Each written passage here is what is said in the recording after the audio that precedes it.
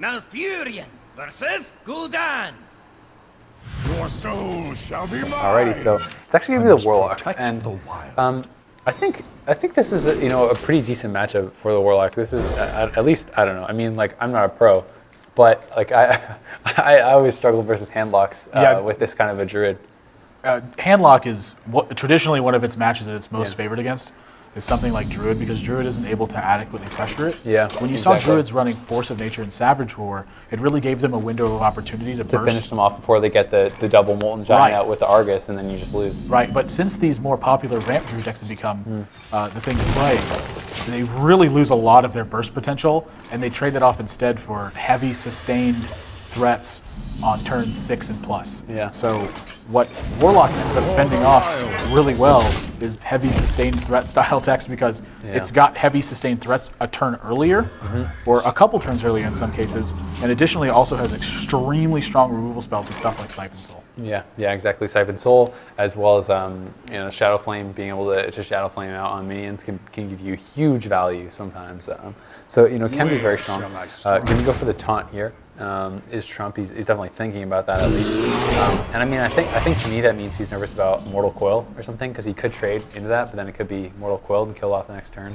But the Molten Giant comes out. He's actually going to Soulfire here, so interesting. And loses the coin. Discarding the coin. That's pretty really lucky. That's like really lucky. That's actually by far the best thing you could discard there. And now here, so for the turn 6, I mean, I think it's probably just a Sunwalker coming out, but what else can he really do here? Besides the Sunwalker, I mean, he could Big Game Hunter if he wants, but you think? I mean, I guess it makes sense.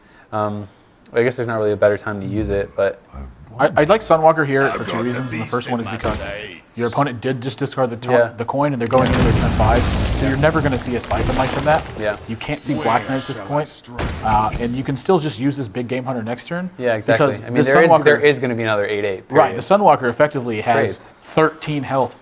In this position, unless your opponent has something like Mortal Coil. But again, if he's fearing Mortal Coil, the shield can get Mortal Coil, and then the minion can just get run over. So I'm not disappointed with his Big Game Hunter play here, but I think I would have liked to have seen something.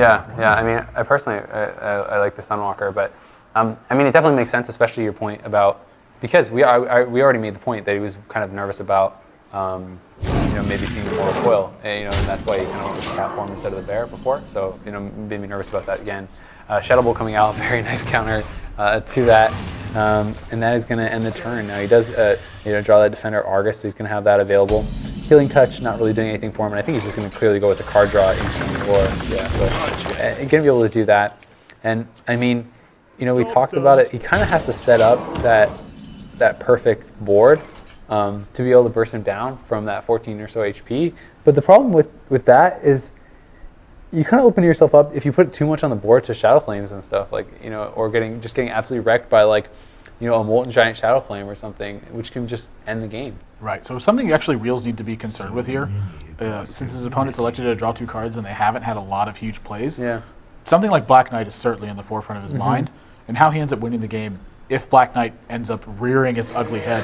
So I like his play here, which is what I thought he was going to do. We know he has the Keepers available, though, right. He chooses to, and speak of the devil with the Black Knight, and that can spell a lot of trouble for Realz in these coming games. But the purpose of this play was he wants to establish his board and take a few points of damage and then follow up next turn so he can get value from his minions. Because if he just chooses to use a removal spell in this 5/5, again, touching on what I said earlier, he's just going to find himself in a very similar position where his opponent just plays another big minion to fill the spot and then attacks him for 4 damage. So the only difference is that he's got his -1 removal spell in his hand. He's still got all of his minions, and he's minus a few points of life as well. So developing here, even though it seems risky and at times even worse, it ends up being better in the long run, because sometimes Trump just doesn't have a good response. Yeah, and I mean, he is playing Jiraxxus, so can he actually live to get Jiraxxus out is the question. And now, I mean, in this situation, keeping in mind the Black Knight, keeping in mind that, I mean, do you Soul Siphon the 5/5?